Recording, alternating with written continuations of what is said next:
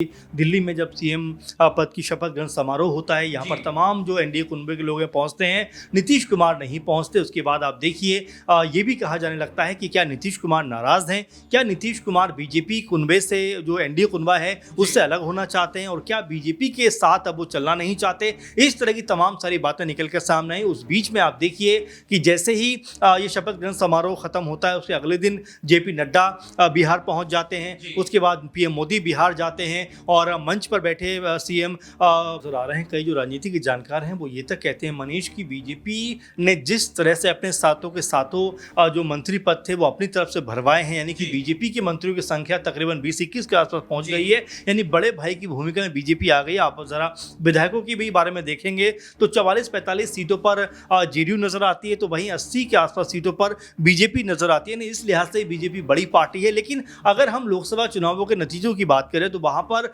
दोनों यानी बीजेपी और जेडीयू बराबर के कह सकते हैं कि पायदान पर खड़ी हुई दिखाई पड़ती है। बीजेपी जहां 12 पर है तो जेडीयू भी 12 सांसदों के साथ उन्हीं के साथ में खड़ी हुई है। अब यहां से क्या एक अलग समीकरण बनते हुए दिखाई पड़ेंगे। जो बात आपने कही कि क्या जो एकनाथ शिंदे का हशर महाराष्ट्र में हुआ, जो मुख्यमंत्री बनते बनते रह गए, और क्या यही इस चीज को देखकर नीतीश कुमार अभी से घबरा।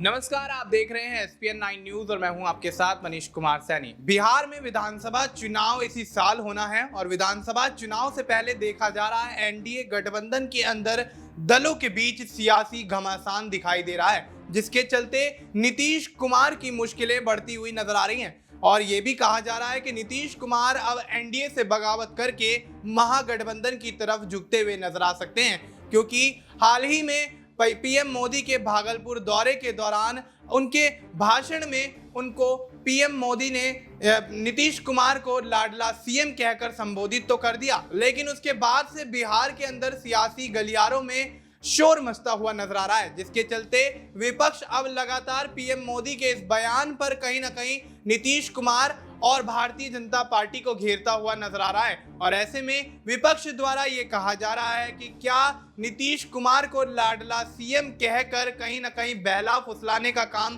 पीएम मोदी द्वारा किया जा रहा है। तो अब ऐसे में इसको लेकर तमाम सवाल खड़े हो रहे हैं। तमाम सवालों के जवाब देने के लिए हमारे साथ हमारे वरिष्ठ सहयोगी अमन सर मौजूद हैं। सर, बहुत बहुत स्वागत है आपका। सर, किस तरह से देखते हैं बिहार के अंदर विधानसभा चुनाव है, नीतीश कुमार कहीं ना कहीं अब बगावत के मोड में दिखाई तो दे रहे हैं, लेकिन खुलकर उसको लेकर कुछ भी बोलते हुए नजर नहीं आ रहे हैं। और आरजेडी यहाँ पर यह दावा करती हुई नजर आ रही है कि नीतीश कुमार उनके साथ चुनाव लड़ने वाले हैं। और आरजेडी के प्रवक्ता नीतीश कुमार को लेकर तमाम यहाँ पर बयानबाजी करते हुए नजर आ चुके हैं। तेजस्वी यादव कहते हैं, यहाँ पर लालू प्रसाद यादव उनको ऑफर दे देते हैं। तो क्या लगता है, क्या वाकई अब सीएम चेहरा ना घोषित होने से नाराज होकर नीतीश कुमार आरजेडी की तरफ जाते हुए दिखाई देंगे, इंडिया गठबंधन के कुनबे को मजबूत करते हुए दिखाई देंगे, एनडीए से बड़ी बगावत करेंगे? क्या लगता है? देखिए, बिल्कुल। और बिहार की राजनीति अब धीरे धीरे कह सकते हैं कि अपने उफान पे आती हुई नजर आ रही है, क्योंकि अब पूरा इलेक्शन का माहौल जो है बिहार में वो बनता हुआ नजर आता है। आप देखिए, दिल्ली में जब सीएम पद की शपथ ग्रहण समारोह होता है, यहाँ पर तमाम जो एनडीए कुनबे के लोग हैं पहुँचते हैं, नीतीश कुमार नहीं पहुँचते। उसके बाद आप देखिए ये भी कहा जाने लगता है कि क्या नीतीश कुमार नाराज़ हैं, क्या नीतीश कुमार बीजेपी कुनबे से जो एनडीए कुनबा है उससे अलग होना चाहते हैं और क्या बीजेपी के साथ अब वो चलना नहीं चाहते। इस तरह की तमाम सारी बातें निकल कर सामने आई। उस बीच में आप देखिए कि जैसे ही ये शपथ ग्रहण समारोह खत्म होता है उसके अगले दिन जेपी नड्डा बिहार पहुंच जाते हैं। उसके बाद पीएम मोदी बिहार जाते हैं और मंच पर बैठे सीएम कह सकते हैं नीतीश कुमार को लाडला सीएम कहते हुए नजर आते हैं। फिर सबने इसके माने निकालने चाहे कि क्या अब बीजेपी कहीं दबाव में अपने आप को महसूस कर रही है। लेकिन फिर मंत्री पदों का ऐलान होता है, जो 6-7 मंत्री बनने चाहिए, तो उसमें जो बीजेपी अध्यक्ष दिलीप जायसवाल का नाम भी था वो हटा दिए जाते हैं। कहते हैं कि भाई एक आदमी एक पद पर रहना चाहिए। फिर यहाँ से सातों के सातों नाम जो बीजेपी से निकल कर सामने आ जाते हैं। तो राजनीति का जो उतार चढ़ाव है वो बिहार में अब बनना शुरू हो गया है। अब आप देख सकते हैं कि बिहार का जो चुनावी माहौल है, चुनावी जो रण है, वो पूरी तरीके से खुलता हुआ दिखाई पड़ रहा है। इसमें नीतीश कुमार हो, बीजेपी हो, तेजस्वी यादव हो, कांग्रेस पार्टी हो, तमाम जितने भी दल हैं वो अब इस फिराक में लग रहे हैं कि उनको कैसे फायदा होना चाहिए। अब यहाँ पर नीतीश कुमार को लेकर लगातार यही बात कही जा रही है कि क्या भाई वो मुख्यमंत्री हो सकते हैं। बीजेपी नानुकुर लगातार कर रही थी, लेकिन जिस तरह से निशांत कुमार ने सामने आकर अपने पिता का पक्ष लिया है उन्होंने कहा कि मेरे पिता ही वो व्यक्ति हैं जो बिहार को बेहतर बिहार बनाने में मदद कर रहे हैं, काम कर रहे हैं, उन्हीं को मुख्यमंत्री बनाया जाना चाहिए। वो तो ये भी कहते हुए दिखाई पड़े कि उनको अभी तय कर देना चाहिए कि अगर एनडीए सत्ता में आती है तो नीतीश कुमार ही मुख्यमंत्री बनेंगे। जरा देखिए आप किस तरह का पूरा ये समीकरण बनता हुआ दिखाई पड़ रहा है। इसके बाद जरा आज का अगर आप खबर देखें तो सम्राट चौधरी कह रहे हैं कि भाई हाँ, ये बात सही है कि नीतीश कुमार बिहार के बड़े नेता हैं, उनकी अगुवाई में ही एनडीए चुनाव लड़ेगा बिहार के अंदर। तो यहां अब बीजेपी कहीं ना कहीं रक्षात्मक तौर पे रक्षात्मक मुद्रा में नजर आ रही है और बीजेपी को देखकर ऐसा लगता है कि उनको भी पता है कि अगर तेजस्वी यादव के साथ नीतीश कुमार जाकर मिल गए तो उनके लिए भारी मुश्किल हो सकती है। लोकसभा चुनाव में भी हमने देखा कि अगर जेडीयू के साथ बीजेपी नहीं होती या बीजेपी के साथ जेडीयू नहीं होती तो जो सीटों का आंकड़ा 30 के आसपास दिखाई पड़ा वो और भी घटता हुआ दिखाई पड़ता। तो बीजेपी को अच्छे से पता है कि नीतीश जरूरी भी हैं, मजबूरी भी है और दोनों ही कंडीशन में उनके साथ चलना मुनासिब रहेगा।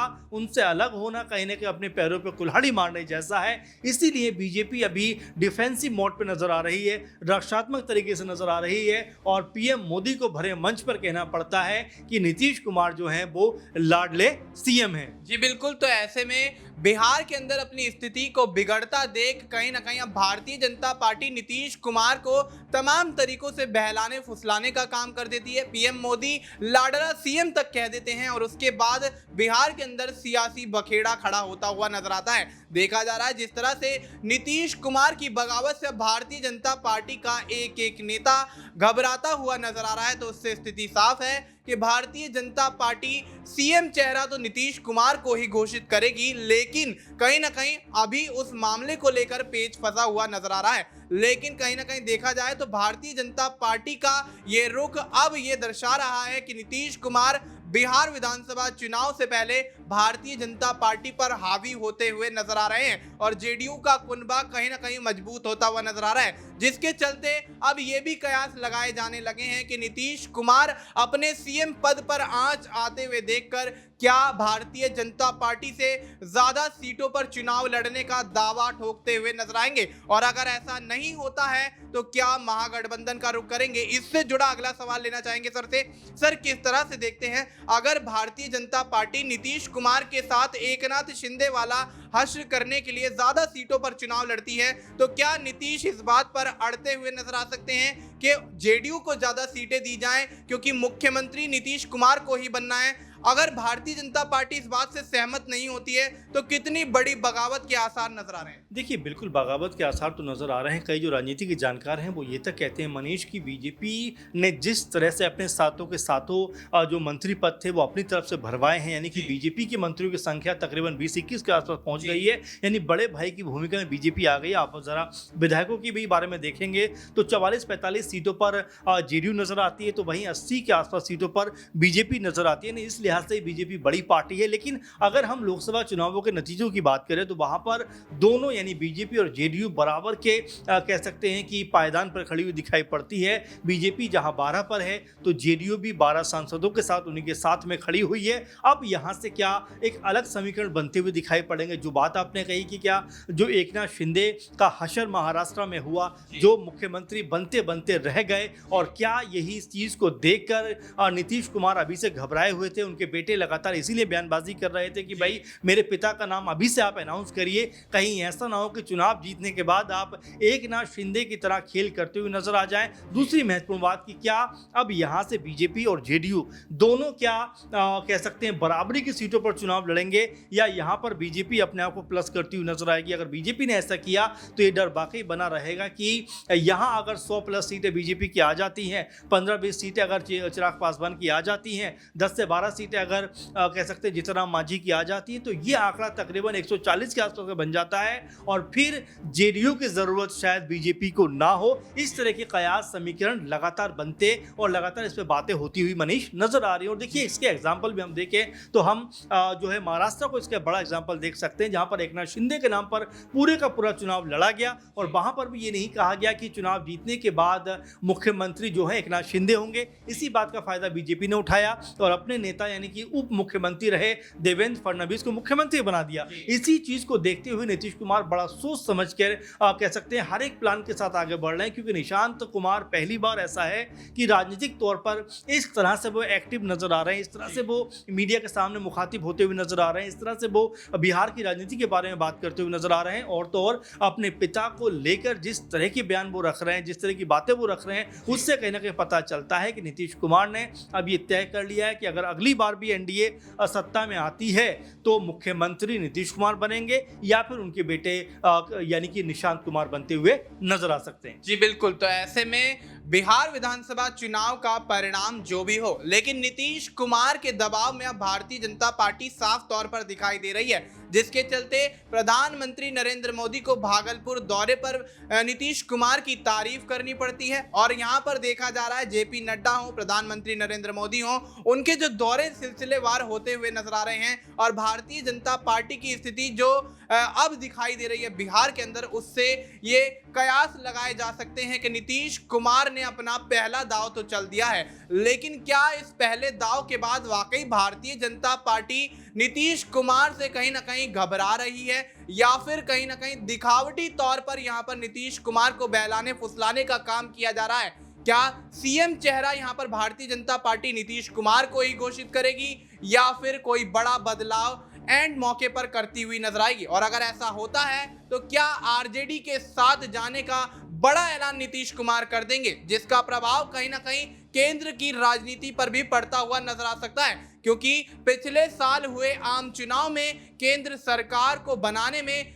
सबसे बड़ी भूमिका अगर किसी की रही है तो वो जेडीयू और टीडीपी की रही है। और अगर ऐसा होता है और केंद्रीय स्तर पर बगावत होती है तो भारतीय जनता पार्टी कहीं ना कहीं अब बिहार के साथ साथ केंद्र में भी ध्वस्त होती हुई नजर आएगी। फिलहाल आपको इस मुद्दे पर क्या कुछ लगता है, आप अपनी राय हमें कमेंट करके बता सकते हैं। बाकी देश और दुनिया से जुड़ी तमाम जानकारी के लिए आप देखते रहिए SPN9 न्यूज़।